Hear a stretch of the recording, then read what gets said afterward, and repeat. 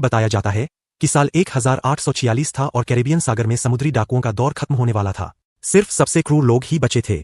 एक जहाज तूफान में फंसा हुआ था कि उस पर समुद्री लुटेरों ने हमला कर दिया। डाकू सवार हो गए और बेरहमी से सबको मारने लगे। इस दौरान कप्तान बोडेन कुछ सोने के सिक्कों को छुपाता है और लड़ने की तैयारी करता है, लेकिन वह उनके सामने टिक नहीं पाता। डाकू सबको खत्म करके उसे पकड़ लेते हैं। डाकुओं का कप्तान कॉनर उस सोने को देखता है जिस पर एक खास निशान होता है। वह बोडेन से पूछता है कि यह सोना उसे किसने दिया। उसका साथी ली बोडेन के कागजात ढूंढ लेता है जिनसे पता चलता है कि वह केमेन ब्रैक नाम के एक द्वीप से आया है। वे सब उस द्वीप की ओर चल पड़ते हैं। सीन चेंज होता है 6 दिन बाद केमेन ब्रैक में। द्वीप ब्रिटिश शासन के अधीन शांति से काम कर रहा था। बोडेन की पत्नी उर्सेल अपने पति का इंतजार कर रही थी, लेकिन उसका कोई पता नहीं था। उनके घर में बोडेन की बहन एलिजाबेथ अपने कमरे में थी कि उसका प्रेमी वेस्टन अंदर आता है। वे दोनों उसकी नाव से भागकर शादी करने की योजना बना रहे हैं। तभी उर्सेल वापस आ जाती है और गेट खुलने की आवाज से घंटी बज उठती है। उसका बेटा आईजैक भी जाग जाता है। उसका एक पैर कमजोर है। वह अपनी मां से मिलने जाता है। उर्सेल एलिजाबेथ को आवाज देती है। आईजैक उदास है क्योंकि उसके पिता को गए 59 दिन हो गए हैं। उर्सेल उसे दिलासा देती है कि उनकी शादी में भी वह देर से आया था, इसलिए चिंता की कोई बात नहीं। एलिजाबेथ वेस्टन को बताती है कि कहाँ मिलना है और उसे खिड़की से बाहर जाने देती है। फिर वह उर्सेल को अंदर आने देती है। उर्सेल को लगता है कि कोई और यहाँ आया था। वह उसे आईजैक के जन्मदिन की याद दिलाने आई थी। बाद में उर्सेल खाना बनाती है और रात को खाना खाते वक्त आईजैक फिर से अपने पिता की चिंता करता है, क्योंकि उसने वादा किया था कि वह उसके जन्मदिन से पहले लौट आएगा। उर्सेल बताती है कि अगर वह देर से आया तो उसने आईजैक के लिए पहले से एक तोहफा छोड़ा है, एक छोटा खंजर। इधर एलिजाबेथ सुबह का इंतजार कर रही थी। वेस्टर्न किनारे की ओर जा रहा था कि वहां डाकुओं का एक दस्ता पहले ही पहुंच चुका था। उनका लीडर स्काउट उसकी चेन देखता है और लालच में आ जाता है। अगली सुबह सवेरे एलिजाबेथ आईजैक के लिए एक चिट्ठी छोड़कर निकल जाती है। उर्सेल घंटी की आवाज से उठती है। वह देखती है कि एलिजाबेथ की खिड़की खुली है और वह गायब है। फिर उसे कुछ आदमी आते दिखते हैं, स्काउट और उसके साथी। वह जल्दी से पिछला दरवाजा बंद करती है, आईजैक को उठाती है, उसकी बैसाखियां बांधती है और उसे फर्श के नीचे एक गुप्त जगह में छुपा देती है। फिर वह अपनी बंदूक लेकर तैयार हो जाती है। आवाजें करीब आती है। वह कहती है कि वे एक शांतिपूर्ण परिवार है और कोई झंझट नहीं चाहते, लेकिन जल्द ही छत तोड़कर कुछ आदमी अंदर कूद पड़ते हैं। वह लड़ने की कोशिश करती है और बाद में मजबूर होकर वह हथियार डाल देती है। स्काउट अंदर आता है। वह पैसे मांगता है। वह उनकी जमा पूंजी दिखाती है, जिससे स्काउट नाराज हो जाता है और सोने की मांग करता है। वह फिर से लड़ने की कोशिश करती है, लेकिन वे उस पर भारी पड़ते हैं। वह आईजैक से फुसफुसाकर कहती है कि वह ठीक है। स्काउट उसे सोना दिखाता है और पूछता है कि सोना कहाँ है। उर्सेल कहती है कि उसे किसी सोने के बारे में नहीं पता और उससे पूछती है कि वह कौन है। स्काउट जाते हुए अपने आदमियों से कहता है कि इससे कैसे भी करके बात निकलवाओ। इस बीच कॉनर किनारे पर उतर चुका होता है। कास्ट ड्रेटन पादरी ब्रैडली से बातें कर रहा था कि उसे एक आदमी किनारे पर खड़ा दिख रहा है। वह उसके पास जाकर पहचान पूछता है। वह मुड़ता है और धमकी भरे अंदाज में अपना परिचय देता है। उसका पूरा बेड़ा द्वीप की ओर बढ़ रहा होता है। एलिजाबेथ किनारे पर वेस्टन से मिलने पहुंचती है, लेकिन उसे मरा हुआ पाती है और चीख पड़ती है। ब्रैडली को यह हंगामा अजीब लगता है। वह एक आदमी से समंदर की ओर देखने को कहता है और उन्हें नावें आती दिखती है। ब्रैडली सबको चर्च में ले जाने को कहता है। सायरन बजता है और सब भागते हैं। ड्रेटन को एहसास होता है कि कॉनर समुद्री डाकू है। कॉनर उससे बोडेन की पत्नी का पता पूछता है। ड्रेटन बताने से मना कर देता है। वे तोप तैयार करते हैं, लेकिन ली के नेतृत्व में डाकुओं की फौज उन पर गोलियां बरसा देती है। कॉनर ड्रेटन को धक्का देकर हटा देता है। घर में डाकू उर्सेल को तंग कर रहे होते हैं कि आईजैक उसे पुकारता है। उन्हें एहसास होता है कि लड़का फर्श के नीचे है। उर्सेल उनकी भाषा में कुछ कहती है। वे चौंक जाते हैं और वह मौका पाकर उनकी पकड़ से छूट जाती है। रस्सी काटकर वह जमकर लड़ने लगती है। द्वीप पर डाकू आसानी से सैनिकों को खत्म कर रहे थे। कॉनर अकेले ही आधे सैनिकों को मार डालता है। उर्सेल जमकर लड़ती है और बेरहमी से डाकुओं को छुरा घोंपती है। वह एक को खत्म करती है, दूसरा उसे खिड़की से बाहर फेंक देता है। ड्रेटन किसी तरह तोप के पास जाकर उसे जलाता है, लेकिन कॉनर आसानी से उसे बुझा देता है। उर्सेल घिसकते हुए एक शंख उठाती है और उस आदमी को घोप घोप कर खत्म कर देती है। दूसरी तरफ बाकी गिरोह किनारे पर उतर चुका है और एलिजाबेथ हालात देखने के लिए समुद्र तट की ओर भागती है। वह एक जगह छिप जाती है। कॉनर ली का स्वागत करता है और कहता है कि जब तक उसे अपनी चीज नहीं मिल जाती, कोई भी द्वीप नहीं छोड़ेगा। ड्रेटन कहता है कि जल्द ही ब्रिटिश बेड़ा यहां आ जाएगा और उन्हें पकड़ लेगा। कॉनर उससे द्वीप के डिस्ट्रेस सिग्नल का स्थान पूछता है। ड्रेटन हंसकर मना कर देता है। फिर कॉनर ली से कहता है कि तोप को चर्च की ओर कर दे, जहां सारी औरतें और बच्चे छिपे हैं। लाचार होकर ड्रेटन उसे स्थान बता देता है। कॉनर कहता है कि अगर जीना चाहते हो तो छिपे रहो, और ड्रेटन को तोप से उड़ा देता है। एलिजाबेथ यह सब देखती है। स्काउट आकर कॉनर को बताता है कि उन्होंने औरत पर काबू पा लिया है। इस बीच उर्सेल अपने घर में घुसकर आईजैक को बाहर निकालती है। वह कहती है कि सब ठीक हो जाएगा। वह बंदूक तैयार करती है कि अचानक किसी के आने की आवाज आती है। पादरी ब्रैडली होता है। वह बताता है कि बाहर एक पूरा गिरोह है जिसका लीडर बड़ा दुष्ट आदमी है। उर्सेल को देखकर हमें पता चलता है कि शायद वह उसे जानती है। ब्रैडली कहता है कि वे उसी की तलाश में है और बहुत मासूम लोग मर रहे हैं, शायद उर्सेल ही उन्हें रोक सकती है। आईजैक उर्सेल को एलिजाबेथ की चिट्ठी देता है जिसमें लिखा था कि वह वेस्टन के साथ भाग रही है। वह यह भी कहता है कि उसे अपना खंजर नहीं मिल रहा। उर्सेल उसे मरे हुए डाकू से निकालकर देती है। वह आईजैक को कुर्सी से बांधती है और ब्रैडली से कहती है कि वह उसे गुफा के रास्ते भगा ले जाए। वह ब्रैडली को बंदूक देती है और कहती है कि वह एलिजाबेथ को ढूंढकर उनसे मिलेगी। एलिजाबेथ मक्के के खेत में भाग रही थी। तभी उर्सेल पीछे से आकर उसे पकड़ लेती है। एलिजाबेथ राहत महसूस करती है और उसे वेस्टन के बारे में बताती है। उर्सेल उसे दिलासा देती है।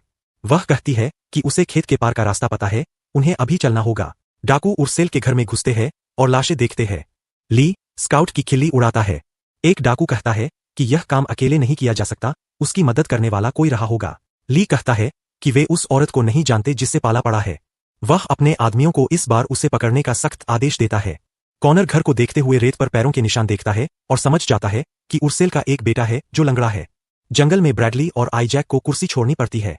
उन्हें कुछ सरसराहट की आवाज सुनाई देती है। ब्रैडली बंदूक तान लेता है, लेकिन वह उर्सेल और एलिजाबेथ होती है। तब तक कॉनर और उसके आदमी उस जगह पर पहुंच जाते हैं और कुर्सी देख लेते हैं। उर्सेल और बाकी लोग नदी तक पहुंच जाते हैं। वह नाव निकालती है और अपने बेटे और एलिजाबेथ को दूसरी तरफ भेजती है। वे कमजोर नाव और पानी में मगरमच्छ देखकर डर जाते हैं, लेकिन किसी तरह दूसरी तरफ पहुंच जाते हैं। उर्सेल भी पहुंच जाती है, लेकिन ब्रैडली की बारी आती है कि कॉनर की टीम वहां आ जाती है। ब्रैडली उन्हें जाने को कहता है, लेकिन उर्सेल मना कर देती है, लेकिन डाकुओं को नजदीक आते देख उर्सेल को जाना पड़ता है। कॉनर ब्रैडली को पकड़ लेता है और उसे पहचान लेता है। उर्सेल बच्चों को एक सुरक्षित जगह छिपाकर एक पेड़ पर चढ़कर निगरानी करती है। वह देखती है कॉनर ब्रैडली के पैर में गोली मारता है। जल्द ही डाकू उसे पैर पर देख लेते हैं और गोली चलाते हैं। वह नीचे गिर जाती है।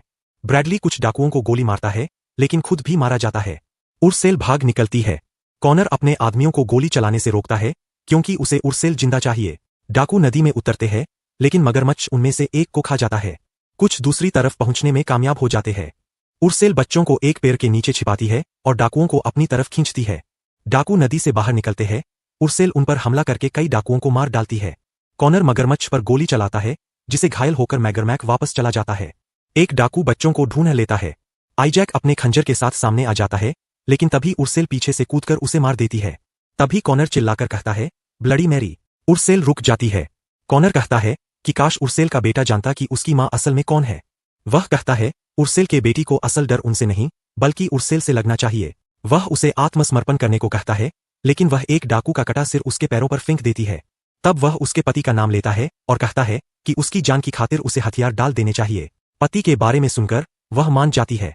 उर्सेल बच्चों को एक गुफा की ओर ले जाती है और बताती है कि यही द्वीप पर एकमात्र सुरक्षित जगह है।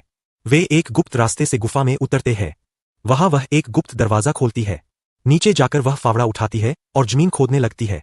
एलिजाबेथ उससे उसके अतीत के बारे में पूछती है, तो वह सिर्फ इतना कहती है कि कॉनर एक खूंखार डाकू और क्रूर हत्यारा है। दूसरी तरफ ली अपने बेटे को उर्सेल की असली पहचान बताता है। वह एक जबरदस्त डाकू थी जो कभी कॉनर के साथ कंधे से कंधा मिलाकर काम करती थी, लेकिन उर्सेल ने धोखा दिया और उसका सोना लेकर भाग गई। एलिजाबेथ उर्सेल से और बताने को कहती है। उर्सेल बताती है कि उसका परिवार एक जहाज पर नौकर था जब डाकुओं ने हमला करके उसके माता पिता को मार डाला। वह सिर्फ 12 साल की थी। उसे अगवा कर लिया गया और उन्हीं की तरह क्रूर बनने पर मजबूर किया गया और उसे ब्लडी मैरी नाम दिया गया। ये सब बताते हुए वह जमीन खोदकर एक बक्सा निकालती है। इस बीच डाकू बोडेन को ली के पास ले आते हैं। दूसरी तरफ बक्से से बहुत सारा सोना निकलता है। उर्सेल कहती है कि इसे तब तक दफन रखना था जब तक वह मर न जाए। फिर वह ढेर सारे हथियार निकालती है। यह सब उसने और कॉनर ने मिलकर चुराया था, लेकिन कॉनर सब कुछ अपना समझता है। दूसरी तरफ कॉनर और ली बैठे हैं। कॉनर कहता है कि सोने के साथ साथ उसे उर्सेल को भी पकड़ना है। उर्सेल बक्से के चारों तरफ बारूद लगा रही है। आईजैक ग्रेनेड से खेलता है तो उर्सेल उन्हें बाहर निकाल देती है। फिर वह एक बक्सा खोलती है जिसमें उसका पुराना कवच है। उसे पहनकर वह कुछ ग्रेनेड तैयार करती है और बंदूकें लेकर बाहर निकलती है। कॉनर बोडेन को अपने सामने लाता है और कहता है कि वह और उर्सेल हर तरह से सच्चे साझेदार थे, यहां तक कि वे प्रेमी भी थे। बोडेन उसे झूठा कहता है। एलिजाबेथ को उर्सेल की कुछ चीजों में एक इनामी घोषणा मतलब बाउंटी पेपर मिलती है, जिस पर उर्सेल की तस्वीर है। उर्सेल एक कुएं से बाहर निकलती है। वहां बहुत सारे पहरेदार होते हैं। वह ग्रेनेड फेंकती है और एक एक करके सबको खत्म करती है। फिर वह घर में घुसकर अंदर के पहरेदार को भी मारती है। आखिरकार उसकी मुलाकात बोडेन से होती है।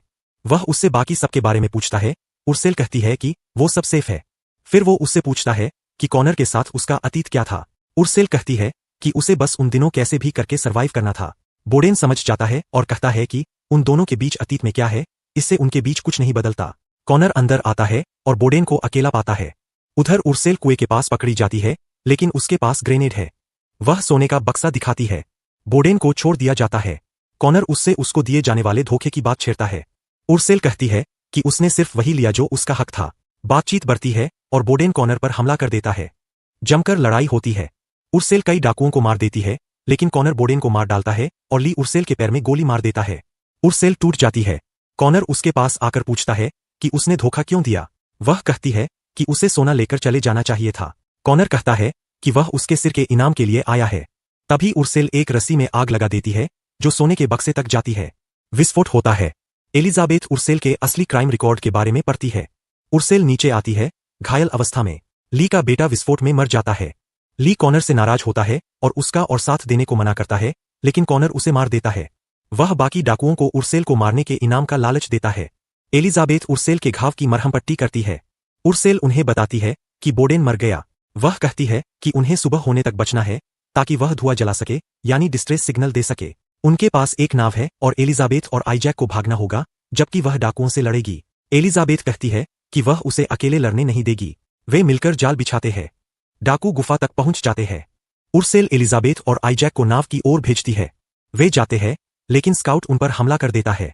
आईजैक उसे घायल कर देता है। एलिजाबेथ एक जाल से स्काउट को दीवार पर चिपका देती है और उससे वेस्टन का लॉकेट वापस ले लेती है। उर्सेल लगभग सभी डाकुओं को मार देती है, सिर्फ कॉनर बचता है। आईजैक नाव चला रहा होता है, तभी डिस्ट्रेस सिग्नल जलता है। एलिजाबेथ वापस भागती है, लेकिन सिग्नल कॉनर ने जलाया होता है, ताकि ब्रिटिश सेना आकर उर्सेल को गिरफ्तार कर ले। उर्सेल और कॉनर के बीच जमकर तलवारबाजी होती है। कॉनर उसे बुरी तरह घायल कर देता है, लेकिन एलिजाबेथ आकर कॉनर को गोली मार देती है। उर्सेल मौका पाकर उसे दिल में छुरा घोंप देती है। कॉनर मर जाता है। एलिजाबेथ उर्सेल के पास जाती है। आईजैक नाव चलाता है और उसे पता चलता है कि असली सोना नाव में ही है। चर्च की घंटी बजती है और सब बाहर आते हैं।